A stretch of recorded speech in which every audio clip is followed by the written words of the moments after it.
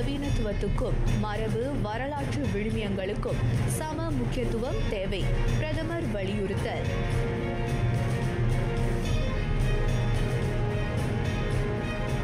அமெரிக்காவின் வரி சவால்களை எதிர்கொள்ள உள்நாட்டு ஆற்றல் மக்கள் நம்பிக்கை உருவாக்கப்பட வேண்டும். டத்தோஸ்ரீ அன்வார் கோரிக்கை. 100 கோடி ரிங்கிட் செலவில் பள்ளிகளில் 12,000 கழிப்பறைகள் சீரமைப்பு. மாணாக்கருக்கு கல்வியுடன் நன்னெறியும் போதிக்க அறிவுரை.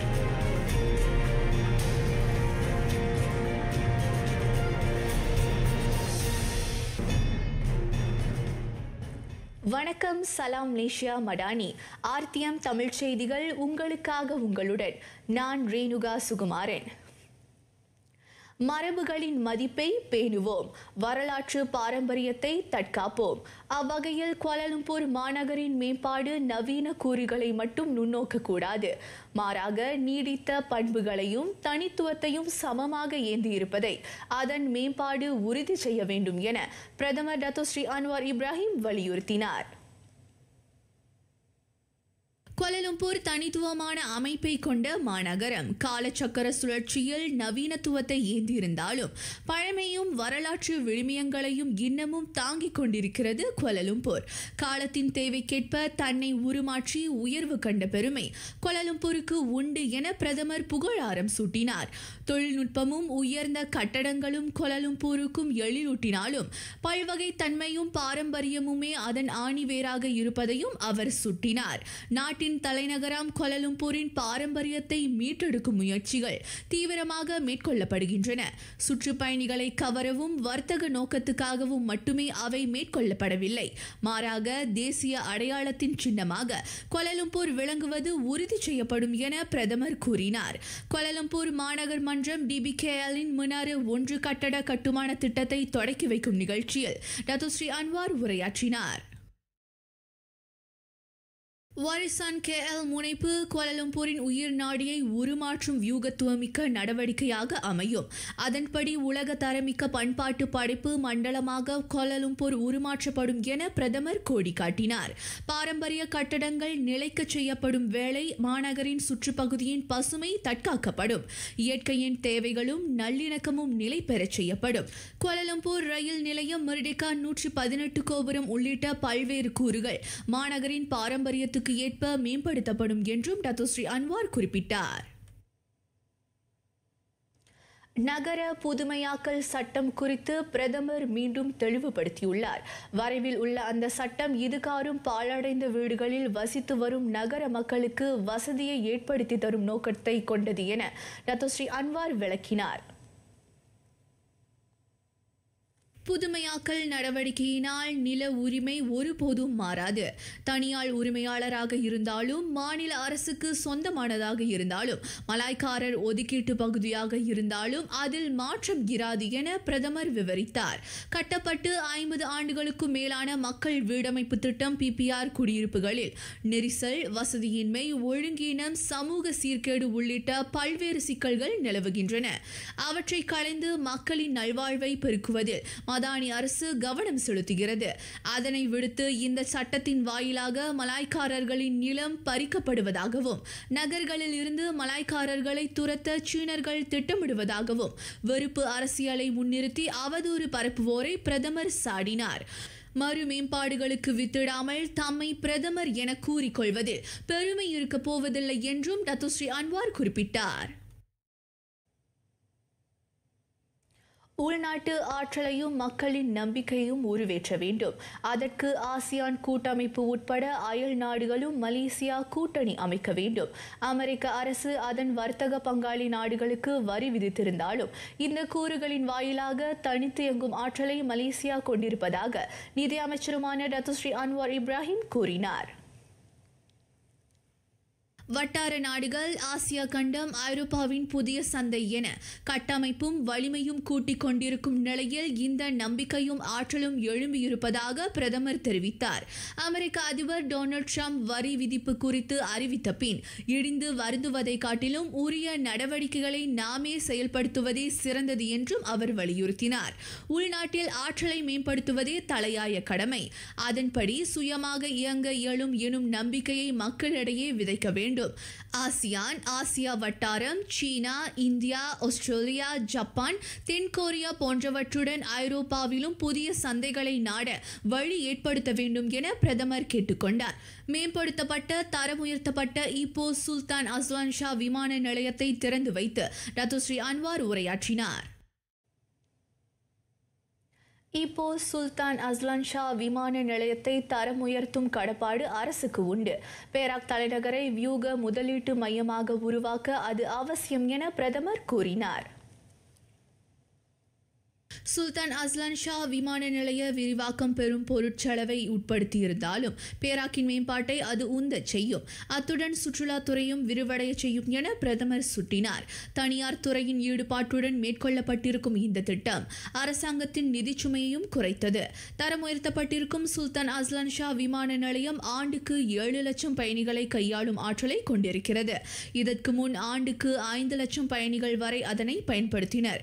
மரைக்காணி, ஊடுருவு எந்திரங்கள் என பாதுகாப்பு வசதிகளும் அந்த விமான நிலையத்தில் மேம்படுத்தப்பட்டிருக்கின்றன. மாநிலத்துக்கு மட்டுமன்றி தேசிய அளவிலும் அது பலனளிக்கும் என டத்துஸ்ரீ அன்வார் நம்பிக்கை தெரிவித்தார். பள்ளி கல்வி மாண்புற செய்யப்பட வேண்டும். இன்னமும் பழமைவாதத்தை ஏந்தி கொண்டிருக்க முடியாது.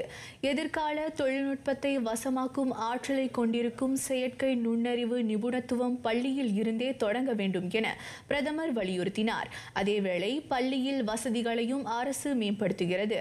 இதுகாரும் 100 கோடி ரிங்கெட் ஒதுக்கீட்டில் 12,000 கழிப்பறைகள் சீரமைக்கப்பட்டிருப்பதாக டத்துஸ்ரீ அன்வார் கூறினார். பள்ளியில் கல்வியில் மட்டுமன்றி பண்பாட்டிலும் பாரம்பரியத்தை காப்பதிலும் மாணாக்கர் சிறந்தோங்க வேண்டும். ஒழுக்கத்தை கடைபிடித்து எதிர்மறை நடவடிக்கைகளை புறந்தள்ளி குறிப்பாக பள்ளியில் வன்பகடி, இனவாதம் போன்றவற்றில் இருந்து மாணாக்கர் ஒதுங்கி இருக்க வேண்டும் என பிரதமர் கேட்டுக்கொண்டார். வன்பகடி, இன அவதூறு, தோல் நிறத்தை வைத்து கிண்டல் செய்வது போன்ற புகார்கள் அவ்வப்போது செய்யப்படுகின்றன. கற்போரிடம் இதுபோன்ற சீரழிவு சிந்தனைகள் கூடாது என்றும் அவர் கேட்டுக்கொண்டார். அறிவை வைத்தே ஒருவர் எடை போடப்பட வேண்டுமே அன்றி நிறத்தையும் இனத்தையும் கொண்டல்ல என மாணாக்கருக்கு அவர் அறிவுறுத்தினார்.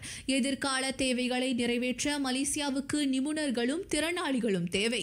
முக்கியமற்ற இனவாதம், வன்பகடி, ஆணவம், அவதூறு போன்றவற்றில் ஈடுபட்டு மாணாக்கர் தங்கள் எதிர்காலத்தை பாழாக்கிக் கொள்ளக்கூடாது என்றும் பிரதமர் வலியுறுத்தினார்.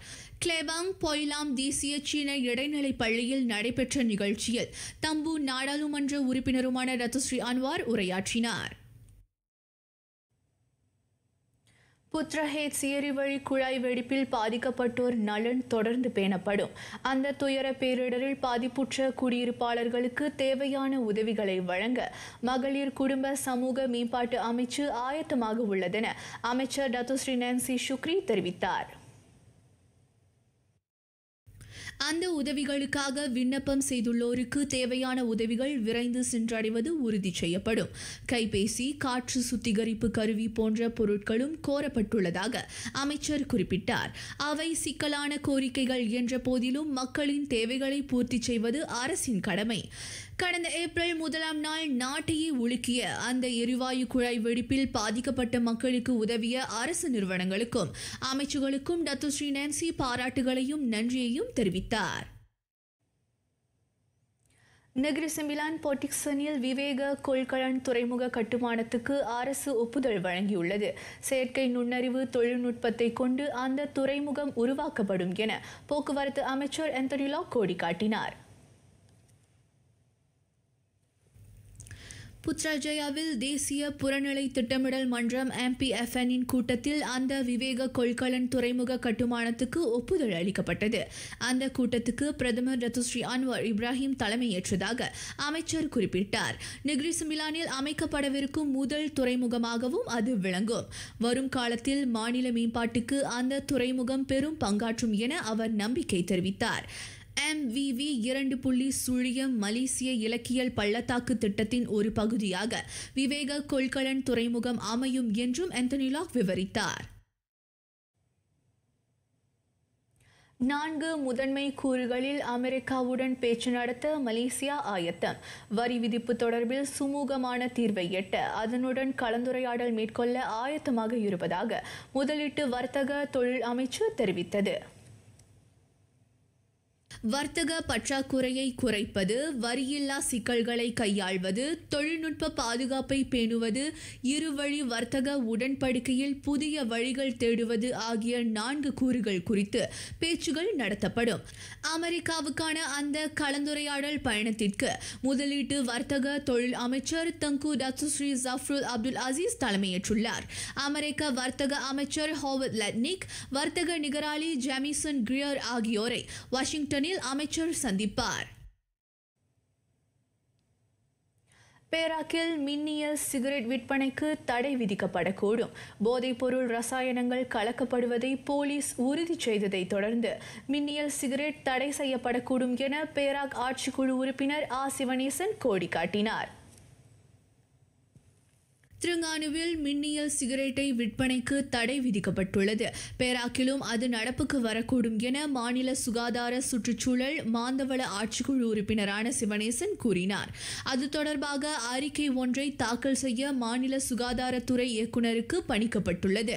அந்த அறிக்கை குறித்து மாநில ஆட்சிக்குழு கூட்டத்தில் கலந்தாலோசனை செய்யப்பட்ட பின் இவ்வாண்டு அக்டோபர் மாதம் அதற்கு தடை அறிவிக்கப்படக்கூடும்.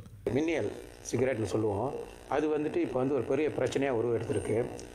அதில் போதைப் பொருள் கலந்துருக்கு அப்படின்னு ஜோஹர் மாநில போலீஸ் தலைவர் டாக்டர் குமார் சமீபத்தில் ஒரு அறிக்கை விட்டுருந்தார். அது கவலைக்குரிய விஷயம். அப்படின்னா இந்த வேப்பை இது சிகரெட்டை விட ஆபத்தான சிகரெட் தான் ஆபத்தாக இருந்துச்சு. ஏன்னா சிகரெட் நிக்கோட்டின் மட்டும்தான் இருக்கும். வேப்பில் போதைப் பொருள் கலக்கிறதால அடுத்து கூடுதலான மற்ற போதைப்பொருள் கலக்கிறதுக்கும் வாய்ப்பு இருக்கின்றதால எனக்கு அது தடை செய்யறதுல எந்த ஒரு வேறுபாடும் இல்லை. தடை செய்து தான் ஆகணும். இப்போ ராஜா பிரிமைசூரி பைனூன் மருத்துவமனை பார்வையாளர்கள் வாரிய குழுவினர்களுக்கு நியமன கடிதம் வழங்கும் நிகழ்ச்சியில் கலந்து கொண்ட பின் ஊடகத்தாரிடம் சிவனேசன் பேசினார். வழக்கறிஞர் மு கமலநாதன், சி பாலகிருஷ்ணன், எஸ் குமார் ராவ் உட்பட 20 பேர் அதில் இடம்பெற்றுள்ளனர். பேராக்கில் உள்ள அனைத்து மருத்துவமனைகளிலும் நியமனம் செய்யப்படும் மருத்துவமனை பார்வையாளர்கள் வாரிய குழுவில் இந்து சமய தொடர்புடைய இயக்க நிகராளி இடம்பெறுவர் என சிவனேசன் குறிப்பிட்டார். மருத்துவமனைகளில் உயிரிழக்கும் ஆதரவற்றவர்களை அடக்கம் செய்வது போன்ற உரிய உதவிகள் அதன் வழி நல்கப்படும். மீண்டும் திறக்கப்படவிருக்கிறது குவாலலும்பூர் கோபுரம்.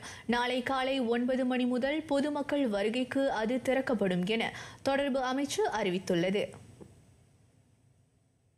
சீரமைப்பு பணிகள் நிறைவடைந்து மீண்டும் திறக்கப்படும் குவாலலும்பூர் கோபுரம் அதில் பணியாற்றும் ஊழியர்களின் நல்வாழ்வை உறுதி செய்யும் கடப்பாட்டை கொண்டிருக்கிறது. இந்த முறை பார்வையாளர்களுக்கு உகந்த சேவைகளை வழங்குவதோடு பாதுகாப்பான சூழலும் ஏற்படுத்தப்பட்டுள்ளது. குவாலலும்பூர் கோபுரத்தை நிர்வகிக்க LSH சர்வீஸ் மாஸ்டர் மலேசியா நிறுவனம் தேர்வு செய்யப்பட்டுள்ளது. பாதுகாப்பு கூறுகளின் தொடர்ச்சியான மேம்பாடுகளின் மூலம் உள்நாட்டு மற்றும் அனைத்துலக வருகையாளர்களுக்கு நிறைவான சேவைகள் வழங்கப்படும் உறுதி செய்ய அரசாங்கம் உறுதி பூண்டுள்ளது.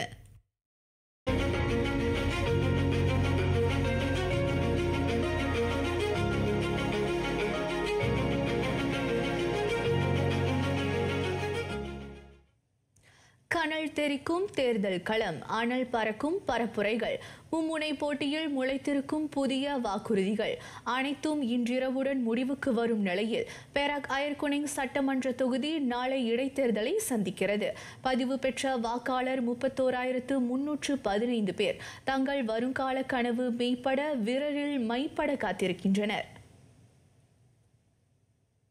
நாளை காலை 8 மணிக்கு தொடங்கும் அயர்குனிங் சட்டமன்ற இடைத்தேர்தல் வாக்களிப்பு மாலை 6 மணிக்கு நிறைவுறும். வாக்காளர்கள் தங்கள் மக்களாட்சி கடமையை நிறைவேற்ற 63 சாவடிகளை உள்ளடக்கிய 19 வாக்களிப்பு மையங்கள் திறக்கப்படும். தோத்தாண்டேவா சக்தி தேசிய பள்ளியில் இயங்கும் வாக்களிப்பு மையம் மட்டும் 4 மணிக்கு மூடப்படும். தாப்பா மெர்டிகா மண்டபத்தில் வாக்குகள் எண்ணப்படும். காலையில் வானிலை தெளிவாக இருக்கும் என மலேசிய வானிலை துறையின் அதிகாரப்படியான வலைத்தள பக்கத்தில் தெரிவிக்கப்பட்டுள்ளது. மாலையில் இடியுடன் கூடிய மழை பெய்யும் என்றும் கணிக்கப்பட்டுள்ளது.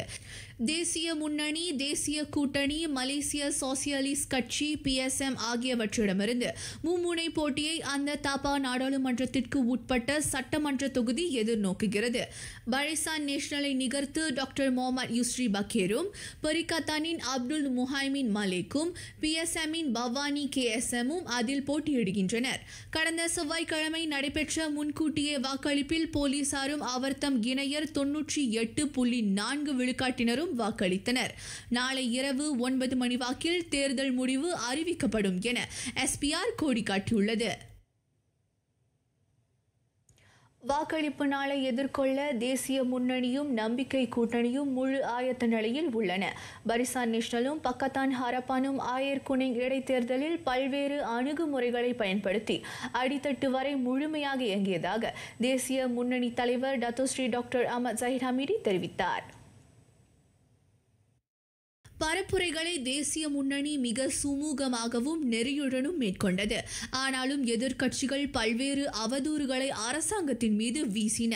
குறிப்பாக தொகுதி மக்களுக்கு தேவையற்ற தொடர்பில்லாத செய்திகளை எதிர்க்கட்சிகள் முன்வைத்தன.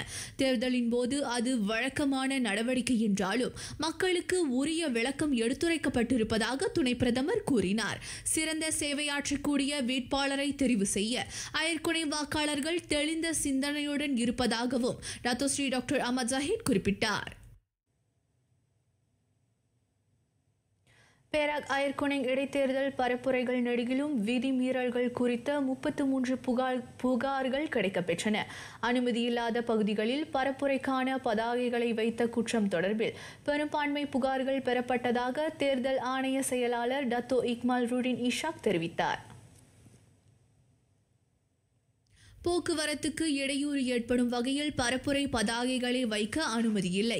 இதுவரையில் சொற்ப விதிமீறல்கள் பற்றிய புகார்கள் மட்டுமே பெறப்பட்டுள்ளதாக டத்தோ இக்மால் ரூடின் குறிப்பிட்டார். அனுமதியின்றி தனியாட்கள் புகைப்படங்களை பயன்படுத்தியது, போட்டியிடும் எதிர்க்கட்சிகளின் கொடிகளை மறைப்பது போன்ற குற்றங்கள் தொடர்பில் போலீஸ் புகார் செய்யப்பட்டுள்ளது. அவை குறித்த விசாரணைகள் நடைபெறுவதாக டத்தோ இக்மால் ரூடின் கூறினார். மலேசியர்களின் வாழ்க்கையில் மிக முக்கிய அரசாங்க தேர்வு SPM. கடந்த வியாழக்கிழமை தேர்வு முடிவுகள் வெளியாகிய நிலையில் இந்திய மாணவர்கள் சிறந்த அடைவு நிலையை பதிவு செய்துள்ளனர். இனிதான் முக்கிய கட்டம் தொடக்கம். முடிவு பெற்ற பின் மாணவர்கள் செய்ய வேண்டியது என்ன? பொது உயர்கல்வி கழகங்களில் காத்திருக்கும் கல்வி வாய்ப்புகள், விண்ணப்ப முறைகள் என்னென்ன?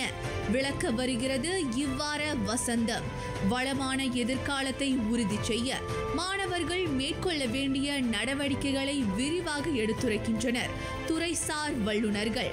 சனிக்கிழமை பிற்பகல் 3:05 மணிக்கு RTM TV 2லும் வெறித்து அலைவரிசையிலும் வசந்தம் உங்கள் இல்லம் நாடி.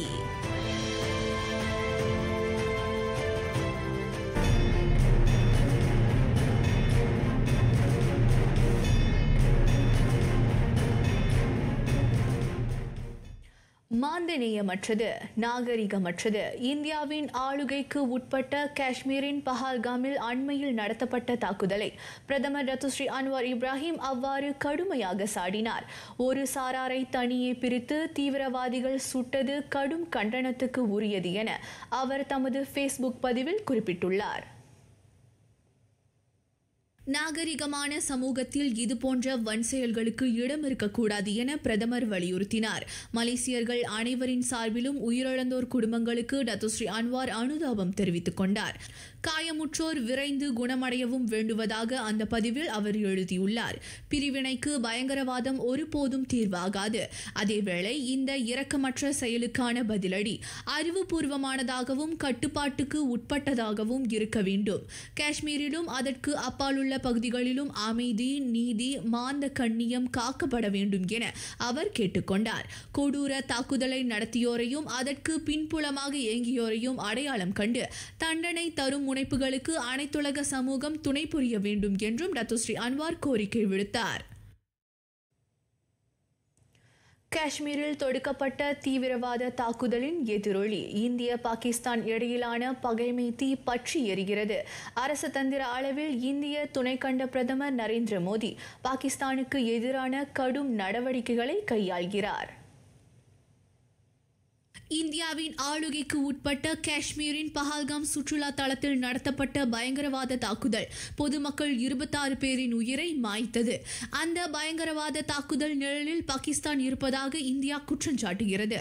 இவ்வேளையில் அந்த தாக்குதலை ஆதரிப்பதாக துணித்த இஸ்லாமாபாத்தின் குரல் புதுடெல்லியின் சினத்தை கிளறியுள்ளது. அதோடு தொடர்புடைய குற்றவாளிகள் 3 வலை விரித்த இந்தியா போலீஸ் 2 அடையாளம் கண்டுள்ளது. பக்கத்து நாடான பாகிஸ்தான் மீது பல தடைகளை இந்திய அரசு விதிக்க தொடங்கியுள்ளது. அதனுடனான நீர் உடன்படிக்கையை அந்த தெற்காசிய நாடு முறித்ததோடு பாகிஸ்தானுடனான முதன்மை எல்லையை இந்தியா மூடியது. பாகிஸ்தானிய நாட்டவருக்கான விசாவையும் அந்த துணை கண்டம் மீட்டது. அதற்கு எதிர்வினையாற்றிய அந்த முஸ்லிம் நாடு இந்திய அரச தந்திரிகளையும் ராணுவ அதிகாரிகளையும் வெளியேற்றியதோடு இந்தியருக்கான விசாவையும் ரத்து செய்தது. சிங்கப்பூரியர்கள் தொடர்ந்து ஒற்றுமையாக இருக்க அழைப்பு விடுத்தார் அந்நாட்டு பிரதமர் லாரன்ஸ் வாங். ஆளும் மக்கள் செயல் கட்சியின் தலைவரான அவர் தமது தேர்தல் பரப்புரையை அந்த வலியுறுத்தலுடன் தொடங்கியுள்ளார். அந்நிய தரப்புகளும் உலக நடப்பு குறித்த கருத்து வேறுபாடுகளும் சிங்கை வாழ் மக்களிடையே பிளவை ஏற்படுத்தக்கூடாது.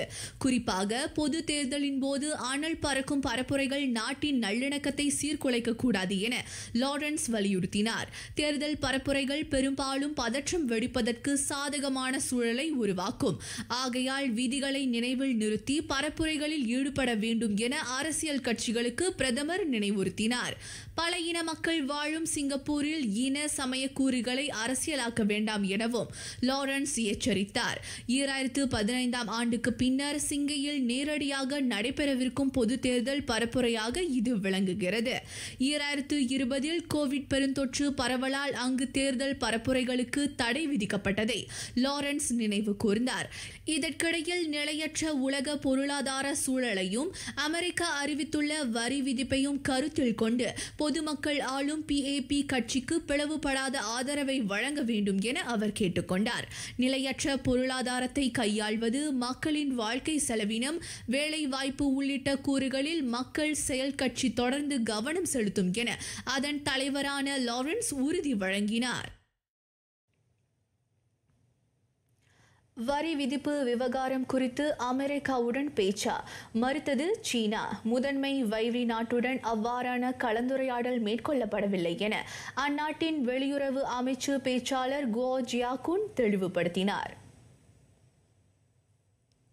அமெரிக்காவின் இருவழி இறக்குமதி வரி குறித்து சீனா கலந்துரையாடல் மேற்கொள்ளவில்லை, இணக்கமும் காணப்படவில்லை. அவ்வாறாக பரப்பப்படும் செய்திகளில் உண்மையில்லை என பெய்ஜிங் விளக்கியது. தாராளமய வர்த்தக விதிகளை பின்பற்றி பல்முனை வர்த்தகத்தை தமது தரப்பு ஆதரிப்பதாக அந்த பேச்சாளர் கூறினார். வர்த்தக போரின் உச்சமாக சீனாவின் பொருட்களுக்கு 145 விழுக்காடு இருவழி வரியை அமெரிக்கா அறிவித்துள்ளது. அதன் எதிரொலியாக வாஷிங்டனின் பொருட்களுக்கு 125 விழுக்காட்டு வரியை பெய்ஜிங் விதித்துள்ளது. 10,000 கோடி அமெரிக்க டாலர் மதிப்பில் சவுதி அரேபியாவுக்கு ஆயுதங்களை வழங்க அமெரிக்கா தயாராக உள்ளது. அடுத்த மாதம் சவுதிக்கு பயணம் மேற்கொள்ளவிருக்கும் அதிபர் டொனால்ட் ட்ரம்ப் அது குறித்து அதிகாரப்பூர்வ அறிவிப்பை வெளியிடுவார் என எதிர்பார்க்கப்படுகிறது. முன்னாள் அதிபர் ஜோ பைடன் நிர்வாகத்தின் போது ரியாட் உடனான பாதுகாப்பு ஒப்பந்தம் தோல்வடைந்ததை தொடர்ந்து இந்த ஆயுத தொகுப்பு சவுதிக்கு வழங்கப்படுகிறது என ட்ரம்ப் குறிப்பிட்டார். ஆயினும் இது குறித்து வெள்ளை மாளிகையும் அமெரிக்க தற்காப்பு அமைச்சும் சவுதி அரசும் எந்த கருத்துக்களையும் இதுவரை வெளியிடவில்லை. அதிபராக பொறுப்பேற்ற தமது முதல் பதவிக்காலத்தில் சவுதி அரேபியாவிற்கு ஆயுத விற்பனை அமெரிக்க பணிகளுக்கு ஏற்றது என ட்ரம்ப் தெரிவித்திருந்தார். பல ஆண்டுகளாக சவுதிக்கு அமெரிக்கா ஆயுதங்களை வழங்கி வருகிறது. வருகிறது.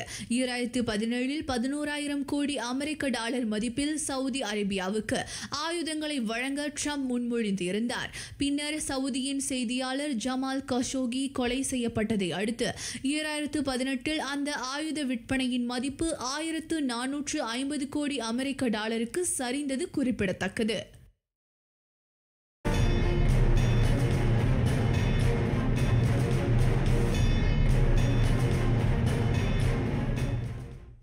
மலேசிய கிண்ண இறுதி காற்பந்தாட்டத்தின் போது பாதுகாப்புக்கு உறுதி. அந்த உத்தரவாதத்தை வழங்கினார் MFL இடைக்கால தலைமை செயல்முறை அதிகாரி முகமது ஷஸ்லி ஷேக் முகமது. புக்கெட் ஜாலில் அருகில் நாளை நடைபெறவிருக்கும் அந்த ஆட்டத்தில் JDT-யும் ஸ்ரீபஹாங் FC-யும் மோதுகின்றன. மலேசிய கிண்ண இறுதி ஆட்டம் சுமூகமாக நடைபெறும் பொருட்டு பல்வேறு நிறுவனங்களுடன் கைகோர்த்துள்ளதாக முகமது ஷஸ்லி தெரிவித்தார். நாளை நடைபெறவிருக்கும் இந்த மாபெரும் ஆட்டத்தின் போது எதிர்பாரா நேர்வுகள் நிகழாதிருப்பதை இந்த செயல் திட்டம் உறுதி செய்யும். மலேசிய கிண்ண இறுதி ஆட்டத்துக்கு மேலும் மெருகூட்டும் வகையில் அரங்கில் பொழுதுபோக்கு நிகழ்ச்சிகளுக்கும் திட்டமிடப்பட்டுள்ளதாக முகமது ஷஸ்லி குறிப்பிட்டார். இதற்கிடையில் 2025 மலேசிய கிண்ண இறுதிப் போட்டிக்கு தகுதி பெற்ற JDT அணியின் சாதனைக்கு ஆதரவும் பாராட்டும் தெரிவிக்கும் விதமாக ஜோஹர் மாநில அரசு ஏப்ரல் 28 சிறப்பு விடுமுறை அறிவித்துள்ளது. இதுவரை 4 முறை JDT வெற்றி கிண்ணத்தை கைப்பற்றியது குறித்து மந்திரி பசார் டத்து ஆன் ஆஃபீஸ் கசி பாராட்டு தெரிவித்தார். நாளை ஆட்டத்தில் 5வது வெற்றியை பதிவு செய்ய JDT இலக்கு கொண்டுள்ளது. நாளை ஸ்ரீபஹாங் FC-யை சந்திக்கவிருக்கும் JDT அணிக்கு வற்றாத ஆதரவை வழங்க அரங்கிற்கு ஆதரவாளர்கள் திரளும்படி டத்து ஆன் ஆஃபீஸ் கேட்டுக்கொண்டார். அவர்களின் இந்த இலக்கு ஈடேறினால் சுல்தான் இப்ராஹிம் இஸ்காண்டார் புத்ரி அரங்கில் வரும் 27 JDT-யின் வெற்றி கொண்டாடப்படும். 2025 மலேசிய உள்ளரங்கு மகளிர் ஹாக்கி லீக் புக்கெட் ஜாலில் தேசிய ஹாக்கி அரங்கில் இன்று காலை நடைபெற்ற ஆட்டத்தில் மலேசியா யூனிவர்சிட்டி அணியை 1-3 என வீழ்த்தியதை அடுத்து DBKL அணி சீரான முறையில் தனது நிலையை தக்க வைத்துக் கொண்டது. ஆட்டம் தொடங்கியது முதலே ஆதிக்கம் செலுத்திய DBKL அணி 7வது நிமிடத்தில் தனது முதல் கோலை ஜூலியானி மொஹமடின் வாயிலாக பெற்றது. அடுத்த 5 நிமிடங்களில் எலிஷா ஷஹிரா எலியாஸ் பெனால்டி கார்னர் வாயிலாக DBKL-க்கான 2ஆம் கோலை புகுத்தினார். 4ஆம் காலிறுதி தொடங்கியதும் அவ்வணியின் ஜூலியானி மொஹமடின் மீண்டும் கோல் அடித்து அரங்கை அதிர வைத்தார். அடுத்த சில நிமிடங்களில் மலேசியா யூனிவர்சிட்டி அணிக்கான ஒரே ஆறுதல் கோலை நூராத்திரா ஃபித்ரியா ஷம்சுல் அஜ்வா நிசாம் கார்னர் கிக் வாயிலாக பெற்று தந்தார். அதனைத் தொடர்ந்து 21 புள்ளிகளுடன் DBKL அணி பட்டியலில் முதல் இடத்தை தக்க வைத்தது. இதுவரை களம் கண்ட போட்டிகளில் அவ்வணி 8 முறை வாகை சூடியது குறிப்பிடத்தக்கது. மேல் தொடைப்பகுதியில் ஏற்பட்ட காயத்தால் ரியால் மேட்ரிட் மத்திய திரள் விளையாட்டாளர் எட்வார்டோ கமாவிங்கா ஓய்வெடுத்து வருகிறார். கடந்த புதன்கிழமை லாலிகாவில் 1-0 என கெத்தாஃபியுடன் முடிவுற்ற ஆட்டத்தில் அந்த பிரெஞ்சு வீரர் காயமுற்றார்.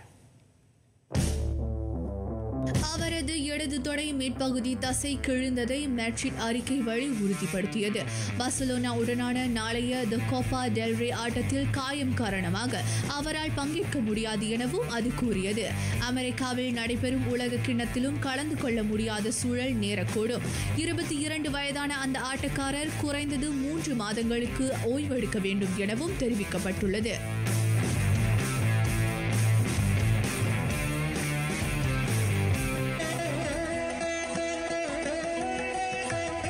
ஞானக்குரல் ஓசையுணர்வோடுயிர்ப்பின்மை எற்றகால் பேசவும் வேண்டா பிறப்பு. ஓசை, உணர்வு, உயிர்ப்பின்மை ஆகியவை அழிய எண்ணங்களும் அழியும். அதனால் பிறந்து பிறந்து சலிப்புறும் இந்த மாந்த பிறப்பும் அறுபடும் என ஆன்மத்தின் சாரம் விளம்புகிறார் அரும்புலவர் ஔவை.